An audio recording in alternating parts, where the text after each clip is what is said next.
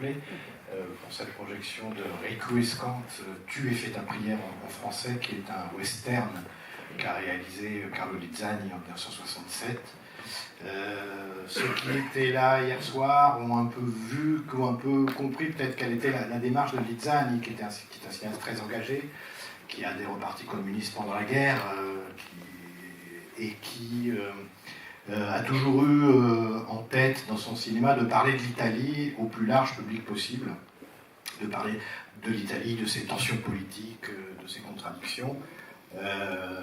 Et donc, si on veut parler au plus large public possible, eh ben on fait des films dans des cadres qui sont des cadres très populaires, et c'est le cas du western italien au milieu des années 60. Vous savez que le succès de Pour une poignée de dollars en 62-64 de Sergio Leone a engendré une mode qui est très importante, et le public italien, et pas seulement international, se précipitait pour voir des westerns faits en Italie par des Italiens. On est au milieu des années 60, Lizzani aussi est dans une phase où il veut s'adresser au plus large public en utilisant les genres cinématographiques. Alors là, on parle du western, mais c'est le film, vous allez voir, est réalisé entre deux films policiers, un film qui s'appelle Lutrin, d'après un fait divers réel, enfin un personnage réel de bandit, et Avant Bandit à Milan, qui est aussi un film, qui est le film qu'il va faire après avec Requiescant, qui est aussi un film qui s'inspire de faits divers réels. Donc parler de l'Italie à chaud, voilà, sont un peu. Donc ça a été une des visées de Lizzani. Alors là, c'est un western. Il y tient beaucoup parce que il coproduit le film. Il va coproduire le film avec une société allemande. Et vous allez voir, c'est un film à petit budget. C'est vraiment un film qui n'a pas coûté très cher. Il semble même, d'après les témoignages des gens qui étaient sur l'équipe, que certains n'ont pas été payés, réclament encore leur salaire aujourd'hui. Donc c'est vraiment un film un peu fauché, surtout qu'il se situe dans un cadre qui est celui d'une insurrection de Mexicains. Alors on est, je crois, au Nouveau-Mexique, mais et en fait, le film est une métaphore politique. Voilà, ça il y a un film un an auparavant qui avait lancé cette mode, c'est le film de Damiano Damiani, Quien Sabe, qui est sorti en France sous titre El Chucho. Et les westerns deviennent des métaphores politiques. Et le film va être écrit il y a 5 scénaristes, ils sont nombreux, plus ceux qui ne sont pas crédités. Parmi ceux qui ne sont pas crédités, il y a Pier Paolo Pasolini, qui joue un des rôles dans le film, un rôle important. C'est un ami de Lizzani, il avait beaucoup de respect pour Lizzani, et en fait il rêve de faire un western depuis toujours. Il est même d'en réaliser un, il ne le fera jamais, mais ça le travaille, parce que c'est une forme populaire, et une forme à travers laquelle on peut exprimer un certain nombre d'idées politiques. Je ne vous en dis pas plus.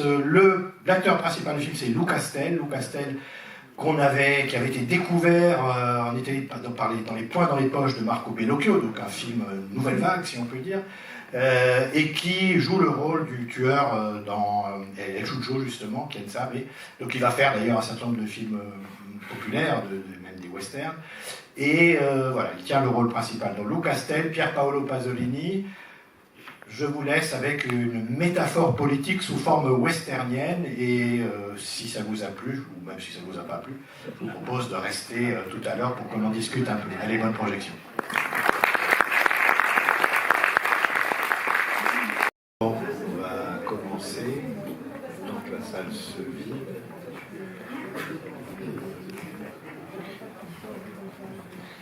Merci pour ceux qui sont restés. Donc, comme je vous dis, le film date de 1967. En fait, Carlo Lizzani avait déjà fait un western auparavant. C'était le film précédent, en fait. Ça s'appelait Du sang dans la montagne, qu'il avait signé d'un pseudonyme anglo-saxon qu'on faisait beaucoup à l'époque. Ça s'appelait Lee Beaver, voilà, pasteur. C'est un western avec Henry Silva, qui a été moins remarqué à juste titre que celui-là.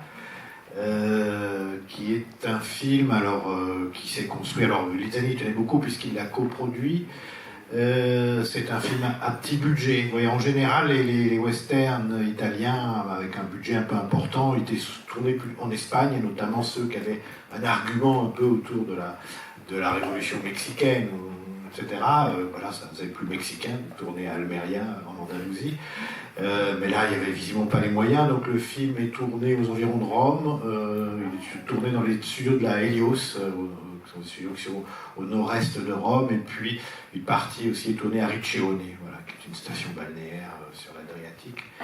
Le film, donc le Pasolini en fait avait accepté le rôle, et qui avait un peu travaillé au scénario, avait accepté le rôle d'après ce qu'on dit avec un certain enthousiasme. Il avait envie de voir comment on faisait un western. Alors on dit aussi qu'il n'a pas été payé, qu'il a accepté de ne pas être payé. En fait, il a été payé en nature. La production lui a offert une Ferrari, voilà, en échange de sa participation au film. Donc Pasolini a travaillé au scénario. On pense que son apport a été relativement important, même s'il ne figure pas au générique. Et en fait, le film s'inscrit en fait dans une vague de films un peu inaugurée par le film de Damiano Damiani, Quien Sabe, et c'est une vague de films qui va durer jusqu'au film de Léon, en fait. Il était une fois la Révolution de Giulio Testa, 72, donc 66-72. On fait des westerns qui sont ouvertement des métaphores anti-impérialistes, des métaphores politiques, où le peuple, en fait, est représenté par le peón mexicain. Alors pourquoi est-ce qu'on fait des films à ce moment-là? Bon, il y a évidemment une ambition un peu opportuniste de la part des producteurs. L'Italie des années 60 est une Italie en pleine effervescence politique. C'est une période de grèves ouvrières. On est à un an du 68 italien, du 68 étudiant en Italie. On y reviendra peut-être puisqu'on pourra parler peut-être de la réaction qu'avait eue Pasolini sur la révolte étudiante de 68.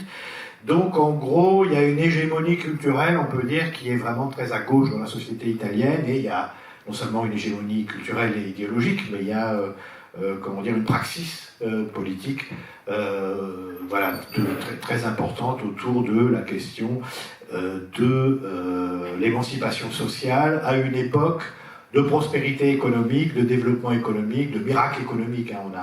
On a vu hier avec la Vita Agra que voilà, c'est dans ce contexte-là, c'est-à-dire de prospérité économique, que s'engendrent aussi tous ces mouvements, tous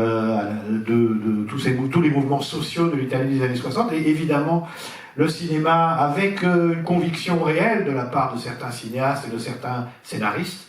Je pense par exemple à quelqu'un comme Franco Solinas, qui est un scénariste qui est au PCI, qui a écrit le scénario de Quien Sabe, donc le film de Damiano Damiani, qui est réalisé un an avant celui-là, qui va en écrire d'autres, qui sont des métaphores politiques. C'est l'époque aussi où Sergio Solima a fait des westerns politiques, comme La Resa dei Conti, Colorado, ou bien Faccia a Faccia, le dernier face à face, avec Volonté Emiliane. Donc le film s'inscrit dans ce mouvement-là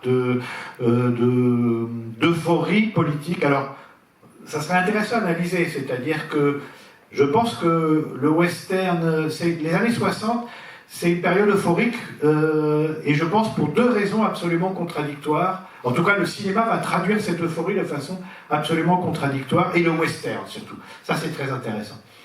On peut dire que les années 60, c'est le miracle économique italien, c'est le miracle industriel italien, c'est la figure de l'entrepreneur. La figure qui est la figure de l'émancipation individuelle par l'entreprise. Et ça, c'est les chasseurs de primes des films de Sergio Leone. Voilà, qu'est-ce que c'est qu'un chasseur de primes? Clint Eastwood, donc pour une poignée de dollars, c'est un type c'est un petit entrepreneur, c'est quelqu'un qui va chercher, qui va tuer ou capturer des bandits en fuite pour toucher la prime. Vous vous souvenez que la fin, pour quelques dollars de plus, il fait carrément le compte de tous les cadavres, et à la fin, il calcule tout ce que ça lui rapporte. Donc il y a cette idée-là qui correspond à l'euphorie, je dirais, industrielle des années 60 en Italie. Et puis il y a aussi, de façon absolument parallèle, l'idée d'une émancipation collective qui se fait jour, qui est engendrée là par les mouvements sociaux réels, les grèves. On sait que, bon, on ne va pas rentrer dans le détail, mais il y a eu les conditions particulières de l'Italie ont engendré des mouvements sociaux particuliers. L'immigration, les gens qui viennent du Sud dans les usines du Nord, etc., qui n'ont pas la même pratique politique que les ouvriers du Nord qui sont syndiqués, etc. Et donc tout ça crée un bouleversement. Et donc il se trouve que des scénaristes et des cinéastes transposent ce qui est dans l'air finalement dans des westerns. Donc Lizzani qui est quelqu'un de très à gauche, qui est proche du PCI, réalise ce western évidemment dans ce but-là, comme un dialogue en fait avec Pier Paolo Pasolini. Le film est comme un dialogue. Alors, ce qui est intéressant dans le film, au-delà de je dirais, l'évidente métaphore politique, la libération collective des péones, comme un discours anti-impérialiste contre le méchant sudiste incarné par Marc Damon, etc., qui est un industriel. Vous avez vu qu'il y a un certain nombre de dialogues qui expliquent la différence entre l'esclavage et le salariat. C'est très didactique, hein, cette dimension didactique, elle est souvent présente dans le cinéma de Lizzani, mais il a l'élégance de le faire passer dans un western, et dans un western extrêmement violent, avec des idées baroques, comme on en faisait beaucoup, enfin dans les meilleurs westerns italiens de l'époque. Et donc, le dialogue, en fait, qui s'établit, me semble-t-il, entre Pasolini et lui, c'est le personnage qu'incarne Pasolini dans le film. C'est un prêtre révolutionnaire. Et on voit bien que, en fait, ce que le film a d'un peu différent de ses équivalents de l'époque, les films de Corbucci, Sollima, etc., c'est que ce dialogue traduit une préoccupation qui est celle de Pasolini, qui va toujours être un marxiste un peu hérétique, et qui, lui, va, dans ce film-là, finalement nous dire que le catholicisme est un communisme primitif. Et que c'est vraiment c'est quelque chose qui va au fur et à mesure où il va écrire, il va beaucoup intervenir, c'est un intellectuel, il va beaucoup parler durant cette période, et en tout cas il va chercher évidemment, donc on sait qu'il va chercher par exemple en Afrique ou dans le tiers-monde les mythes antiques, etc. Là, je pense qu'il cherche dans dans le catholicisme l'idée d'un communisme primitif, la fraternité, la compassion, l'égalité, etc. Et là, son personnage incarne vraiment cette idée-là. Et je trouve que c'est ce qui singularise le film de Lizzani des autres westerns de cette époque-là. L'autre question, l'autre dimension du film, finalement, c'est un film qui n'est pas si éloigné. Je ne sais pas si vous étiez là hier soir pour voir La Vie aigre. Et il y a une question qui, me semble-t-il, est là, dans les deux films, alors que pourtant c'est des films qui relèvent de genres extrêmement différents. C'est la question de la violence. Hier, on avait un personnage qui était obsédé par l'idée de passer à l'acte, de commettre un acte violent, parce que ça lui semblait la seule chose possible face à l'injustice sociale, au cynisme de la société, etc. Là, on a un personnage qui est celui incarné par Lou Castel. La violence, c'est carrément un don. C'est un don divin, c'est-à-dire qu'il n'a jamais appris à tirer au pistolet, en fait, il est infaillible. Et donc, on se rend bien compte que, et alors là c'est une question qui traverse le cinéma italien populaire de cette époque-là, de façon vraiment insidieuse, de façon vraiment, c'est une espèce de sous-texte, c'est la violence devient une question politique. On sait que ça va être débattu, et on sait que finalement elle va non seulement être une question politique, mais quelques années plus tard, elle va devenir une pratique politique, une praxis. Et d'une certaine façon, on peut dire que ce cinéma populaire, ce cinéma, pas seulement, mais enfin, le cinéma populaire de façon, je ne sais pas si c'est pas inconsciente, au contraire, d'une façon extrêmement perméable à ce qui vient de la société italienne, et notamment des Italiens eux-mêmes, du public italien. Ce sont des films qui sont destinés à un public, comme on dit, unsophisticated audience. Il y avait le projet de la part de ces cinéastes de s'adresser au peuple, hein, vraiment, de s'adresser aux gens simples, etc. Et tous ces films-là nous disent quand même quelque chose nous parlent de la question de la violence, comme un concept politique dont il faut se poser la question à une époque d'euphorie, même si c'est une époque troublée, mais je pense que, l'euphorie économique est consubstantielle aussi aux mouvements sociaux, c'est vraiment, et va émerger cette question de la violence qui, à la fin des années 70, cette période euphorique va prendre fin en 69, il y a un attentat fasciste à Milan en 1969, et là, l'Italie va rentrer dans une autre période de peur, aussi une période où l'économie va être petit à petit frappée par un certain nombre de contingences, le choc pétrolier, les chocs pétroliers de 73, etc. Et donc là, tout d'un coup, cette période euphorique où on se posait la question de la violence de façon symbolique, et on rêvait d'émancipation collective, va se transformer en une période où la violence ne sera plus une question, mais une pratique. Et c'est très très étonnant de voir dans toute cette décennie, la décennie précédente, comment le cinéma, de façon inconsciente, a anticipé, a prophétisé, s'est interrogé sur cette question-là. Et je trouve que le film de Lizzani, et ce qui prouve que Lizzani était vraiment quelqu'un qui était, je dirais, qui s'imprégnait de la société italienne dans ses films. Son obsession, c'était de parler... il faisait souvent des films, genre quelques mois après un fait divers, qui était adapté qui transposait le fait divers au cinéma. Il y avait cette notion d'urgence, cette notion de vouloir coller à la société italienne au plus près possible, évidemment pour des raisons didactiques et dialectiques, mais aussi, encore une fois, pour parler au public le plus large possible. Et c'est pour ça qu'il a fait notamment ce western, qui est un western parmi les plus appréciés des amateurs de western italien. C'est une grande réussite. Voilà. Et encore une fois, il s'inscrit dans un sous-genre, le western révolutionnaire, mais en même temps, il a sa singularité propre, et je pense qu'on la doit beaucoup à Pasolini et au dialogue que Pasolini a entretenu avec Lizzani. Voilà. Quelques mots comme ça pour nous mettre dans l'ambiance. Peut-être qu'il y a des questions, des réactions, des déceptions. Ah, attendez, il y a un micro qui circule, donc...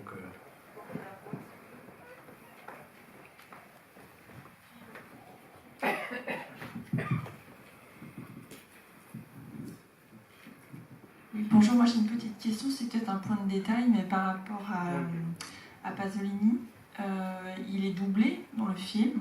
Ah, je me suis posé la question, mais je crois pas. Oui, je crois pas que ce soit sa voix. Et je me demandais si... C'est sa voix, moi j'ai cru la reconnaître, hein, mais on la reconnaît pas tout le temps, mais ouais. Je pense que c'est sa voix. Il n'y aurait pas de raison qu'il ne soit pas doublé. Enfin, il n'y aurait pas de raison qu'il soit doublé, pardon. Sachant qu'il a beaucoup joué là-dessus dans tous ses films, c'est-à-dire de doubler des personnages ou des personnes qu'il connaissait par d'autres voix que la leur, ou qu'il s'amusait à mettre sa voix sur d'autres personnages. Je me demandais si on savait. Moi j'ai cru la reconnaître. Si c'était sa voix ou pas, et par qui il avait été doublé, s'il avait participé à ça. Je pense pas. Moi j'aurais pas dit que c'était sa voix, mais bon, à vivre. Moi j'ai cru la reconnaître par moment. Mais bon, c'est une autre question.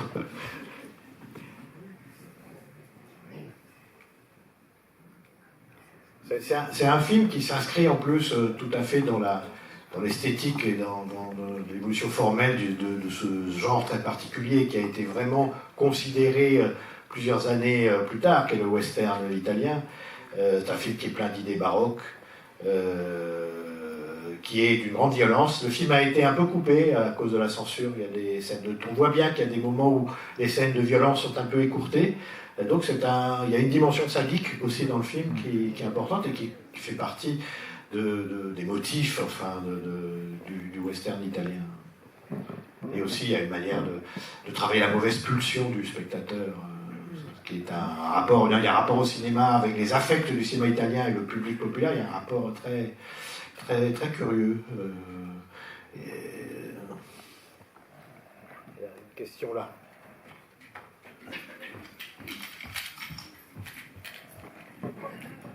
Merci. Je voudrais dire deux choses. La première, c'est le début du film, qui est absolument pas linéaire, qui est une imbrication de présent, de passé, et je me demande s'il n'y a pas une inversion de Bobby quand on fait le DCP. parce que même avec un DCP, on peut inverser les bobines. Parce que il n'y a pas de raison a priori d'avoir. Je l'avais revu il y a quelques mois, et puis j'ai plus, mais il me semble que c'est pas le bon ordre. Ouais. C'est-à-dire que moi, il est recueilli par le pasteur avant de tuer les hommes de main, enfin avant de découvrir son don pour la pratique du colt. Oui. Parce que sinon c'est pas si simple que ça d'identifier tous les éléments pour la première partie du film. C'est-à-dire que ma question c'était, je voyais aucune raison à cette inversion. C'est ça la déconstruction temporelle. D'autant que dans la suite du film, c'est complètement linéaire temporellement. Il y a un truc qui cloche. Je pense que tu n'es pas le seul à l'avoir remarqué.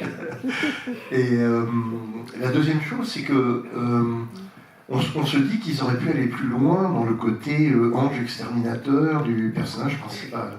C'est-à-dire qu'on se rend compte qu'il est indestructible à partir du moment où, même après avoir tiré, il a encore 6 balles dans son colt. Donc, et je me dis que quelques années plus tard, dans le côté un peu parodique vers lequel le western italien a glissé, on pourrait faire le même film en allant beaucoup plus loin dans le côté ange exterminateur du personnage principal. Tu veux dire, il y a effectivement une dimension un peu fantastique dans le film. Oui, ange exterminateur, il y a quelque chose de spectral. Encore qu'il est... il y a un côté innocent chez lui. C'est quelqu'un qui joue aussi l'innocence. Enfin, il a l'air d'un gamin avec son pistolet qui pend. C'est comme un jouet, quoi. Il est totalement asexué, en fait.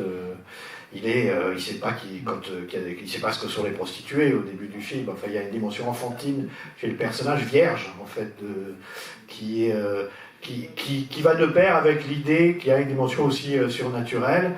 Alors c'est une idée, vous aurez l'occasion de voir ce film au mois de juillet, il y a un cinéaste, il y a un film qui s'appelle « Et le vent porte à la violence » de Antonio Margheriti, qui va pousser cette idée fantomatique du vengeur dont on se demande jusqu'à quel point c'est pas un fantôme, qui va la pousser encore plus loin. Donc dans cette salle, le 3 juillet, vous pourrez voir le film.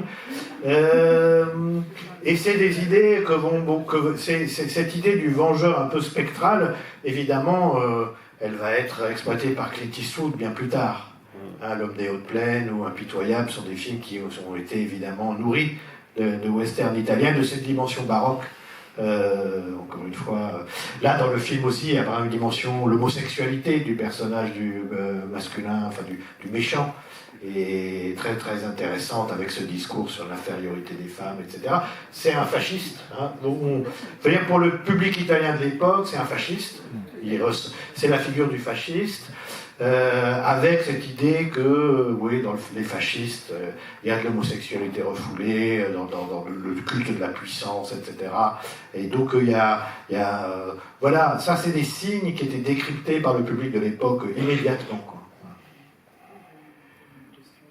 Et vous avez remarqué qu'il y a 2 acteurs de Pasolini qui sont dans le film, Agnetto Davoli et Franco Citti, qui d'ailleurs se sont beaucoup amusés à faire cette expérience de western. Parce que c'était un peu inattendu pour eux. Davoli disait qu'il devait monter à cheval, mais que le cheval lui faisait peur et que le cheval s'emballait parfois. Donc il y a beaucoup d'anecdotes sur le tournage. Ils se sont plutôt bien amusés en tournant le film. Oui. Il y a quand même une différence à partir du moment où le sourd-muet lui révèle la vérité cachée du massacre. C'est-à-dire qu'au début, il sait tirer, c'est un don du ciel en quelque sorte, même s'il a toutes les balles encore dans le chargeur. C'est Dieu qui tire en fait, voilà, c'est pas lui. c'est Dieu qui tire. Mais ensuite, il a la motivation pour tirer, ce qui fait une grande différence. Même si, et à partir du moment où il a la motivation pour tirer, le peuple vient beaucoup plus fermement à lui. Et au début, ils sont très peu nombreux. À la fin, ils sont quand même assez nombreux. Quand même une multiplication, c'est pas les pains, mais c'est le peuple. Et il y a quand même ça dans le film, le retour de l'histoire, le fait qu'au départ, il n'a pas de motivation dans la mesure où il ne sait pas d'où il vient. Et ensuite, il a la motivation pour, de toute façon, éliminer. Effectivement, Ferguson, c'est vraiment un fasciste, quoi. Il n'y a pas de doute là-dessus. En plus, il a accaparé l'État, il y a bien une histoire de propriété, d'accaparation, c'est vraiment... voilà, donc je trouve que c'est... un fasciste et un impérialiste. Voilà, c'est un fasciste qui, la propriété foncière, etc., il a tout pris. Et il a dépossédé les paysans qui, quand même, à la fin, pourront... Alors, il trouve un leader en lui, et ça c'est la question du chef et de l'organisation quand même qui est posée. Oui. C'est un peu comme dans les 100 cavaliers de Catafavis, c'est la même problématique. Et avec politique. l'acteur Mark Damon qui était... Voilà. Mark Damon, l'acteur fait méchant, c'est un acteur américain qui a tourné quelques films à Chinica, qui après est devenu producteur. Voilà. Donc je trouve que c'est effectivement politiquement intéressant, c'est-à-dire quand on est motivé, on peut devenir beaucoup plus facilement le peuple peut se retrouver dans l'image du motivé pour le choisir comme chef. Ce qui est une question, faut-il un chef ou pas, pour gagner les batailles et être motivé. Je suis d'accord avec ça. Alors, il y a, effectivement, tu pointes une des questions centrales du film, c'est la prise de conscience. C'est-à-dire qu'il est vierge, c'est un gamin qui vient chercher sa sœur au début, et puis quand le sourd-muet, alors c'est marrant, il est sourd-muet, c'est intéressant aussi ce symbole, lui révèle finalement son existence et son appartenance de classe, et le fait, etc. Là, tout d'un coup, ça déclenche la violence révolutionnaire, on va dire, etc. Et ce qui est moi, ce que j'ai beaucoup aimé dans le film, c'est la fin, le duel, où on ne laisse pas aux fascistes le droit de mourir comme un surhomme. Le western italien aime beaucoup les duels truqués. Il y en a un dans le film, la corde pendue, quand ils se pendent sur les tabourets, qu'il faut tirer sur le pied du tabouret. Dans le western italien, on aime beaucoup ces dispositifs baroques, ludiques en fait, comme les duels à la fin des films de Sergio Leone, etc. Et là, dans ce film-là, c'est presque un peu décevant. Il abat un homme blessé, quoi. Parce qu'il ne veut pas lui donner ça. Il dit, je ne sais pas comment meurt un aristocrate. Ou un gentilhomme, je crois. Et ça, je trouve, c'est politiquement très très fort. C'est-à-dire que tout d'un coup, on va rompre le système, je dirais, narratif, discursif du genre, pour dire autre chose, en fait, pour dire quelque chose de précis. Mais la question de la prise de conscience, là, elle traverse tous les films de cette époque-là, tous ceux dont on parle. C'est-à-dire, il y a toujours à un moment donné un personnage du peuple qui prend conscience de son appartenance de classe et de, je dirais, l'impératif catégorique de faire la révolution. Et ça, c'est bon, ça c'est je dirais, un motif qui traverse le western italien de cette époque-là. Et effectivement, comme il est très fort au pistolet, il faut que ça soit le chef, c'est-à-dire que la révolution peut-elle faire l'économie de la technique? C'est un débat avec l'organisation, bien sûr. Bon, je pense que c'est un débat qui nous entraîne un peu loin du film, mais c'est intéressant de voir comment ces films populaires faisaient surgir ces questions-là. Alors ça, c'est la beauté du cinéma italien populaire de cette époque, quoi. Ça, je trouve ça assez fort, quoi. Voilà. Mais tu as raison, la question de la prise de conscience. Et elle lui arrive, voilà, il cesse d'être un enfant un vierge, et il devient un révolutionnaire, un sujet de l'histoire, absolument. Alors c'était marrant que ces films, quand même, dans les films, les westerns révolutionnaires, donc le peuple, c'était les péons mexicains. Mais évidemment, ils ressemblaient beaucoup moins aux ouvriers des usines du nord de l'Italie qu'aux ouvriers agricoles de Sicile, par exemple. Ils ne ressemblaient pas tellement aux ouvriers en grève, parce que les grandes grèves des années 60, c'est les usines du nord, en fait. Mais donc la figure métonymique de l'ouvrier en lutte, c'est le péon mexicain, quoi. Ce sera plutôt un ouvrier agricole. Alors c'est intéressant parce qu'à l'époque, Lou Castel fait partie d'une organisation politique pro-chinoise, celle qui s'appelait Servire il Popolo, avec Bellocchio.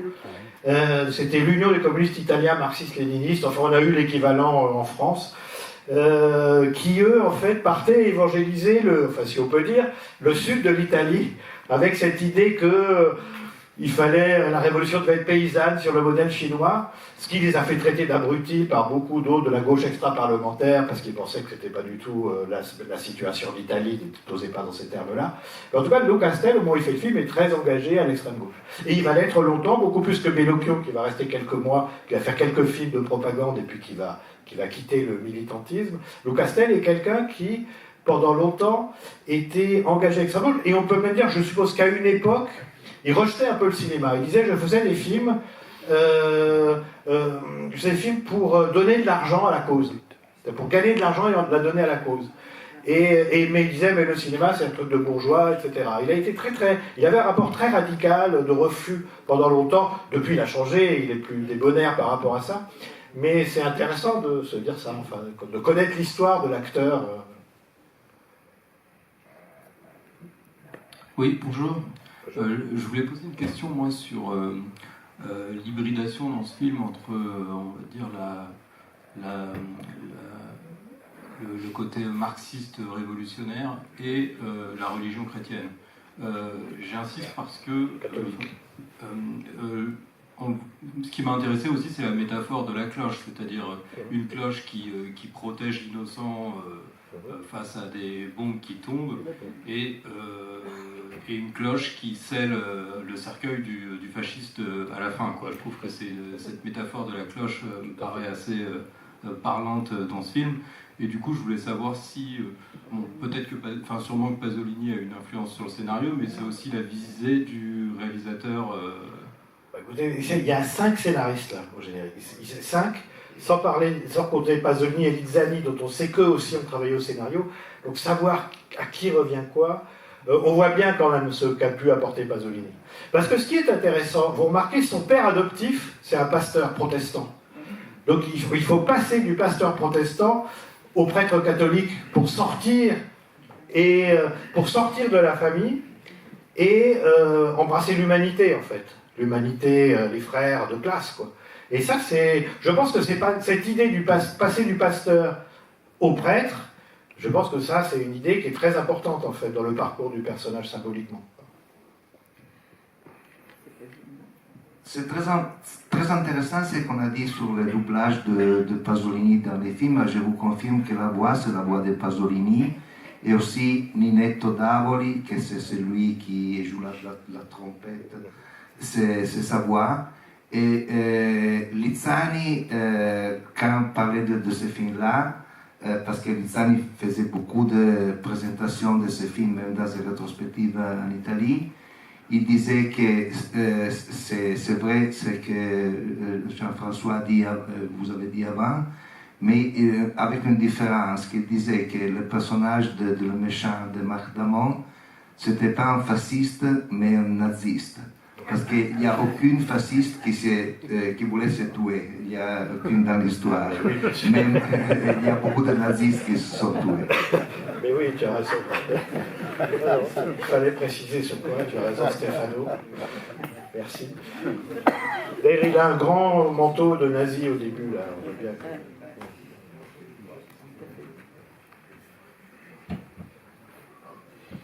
D'autres réactions au film? Bon, bah, sinon on s'arrête là. La rétrospective Lizzani donc commence. Je crois que c'est le deuxième film de la rétrospective. Il y a la restauration, il y a le film, la version Esterina, la comédie Esterina, ça représente en version restaurée à 18h30. Et puis je vous invite à suivre toute cette rétrospective parce que j'ai le sentiment qu'on découvre un cinéaste beaucoup plus important que ce qui a été dit sur lui en fait. Le fait qu'il ait fait des westerns, voilà, ou des films policiers, ou des comédies quand c'était la mode, a pu le faire passer pour quelqu'un d'opportuniste. Et quand on regarde bien attentivement et qu'on les regarde bien les uns à la suite des autres, on voit bien que c'est un projet personnel, qui a un regard sur la société italienne et aussi sur son cinéma. Encore une fois, il avait le côté, Lizzani, intellectuel organique du cinéma italien. Il a écrit l'histoire du cinéma italien, il s'est intéressé aux grands cinéastes, il a même réalisé un film sur le tournage de Rome ouverte. Donc il a été concerné par le cinéma italien. Donc c'est peut-être bien, c'est l'intérêt de ce qu'on fait, c'est de regrouper les films et de les voir un peu en bloc, d'en voir plusieurs, et de se rendre compte que c'était peut-être des idées reçues et fausses de se dire que c'était pas un cinéaste important. Voilà. Donc revenez, voilà, allez voir les films de Lizzani. Voilà, merci beaucoup.